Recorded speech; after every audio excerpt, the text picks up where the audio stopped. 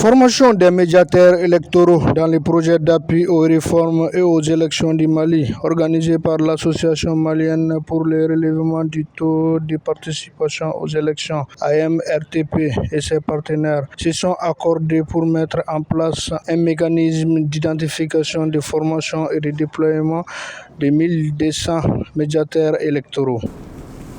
L'objectif qui nous réunit aujourd'hui est de viser la formation et le renforcement des capacités des médiateurs électoraux sur la prévention et la gestion de conflits liés aux élections et l'appropriation de la nouvelle loi électorale en vue de contribuer à l'organisation des élections générales transparentes, démocratiques, inclusives, apaisées sur toute l'étendue du territoire national.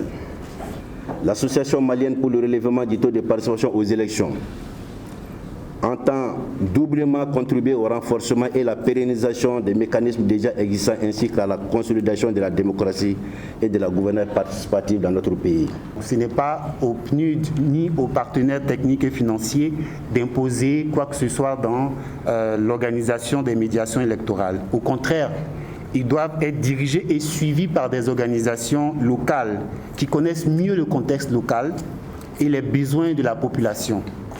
Dans cette perspective, le PNUD, en tant qu'acteur extérieur, ne peut pas jouer un rôle principal.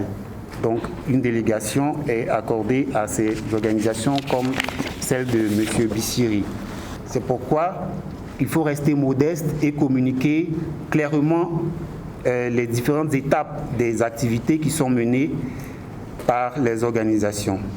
Et les délais plus longs permettent également une bonne appropriation des connaissances, une bonne acquisition des connaissances et un meilleur encadrement des dispositifs. Le projet sera mis en œuvre du 1er août au 30 novembre 2022 dans 26 localités du Mali, soit 20 cercles des régions de Kay, Kouloukro, Sigasso, Ségou, Mopti, Tombouctou, Gao, Kidal, Minaka et Taoudeni. Et les 6 communes de Bamako sera effectué en 3 étapes essentielles.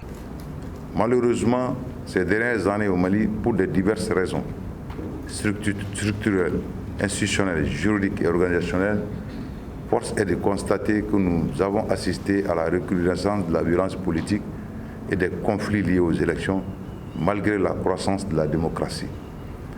Les récentes manifestations post-électorales en sont une illustration tangible.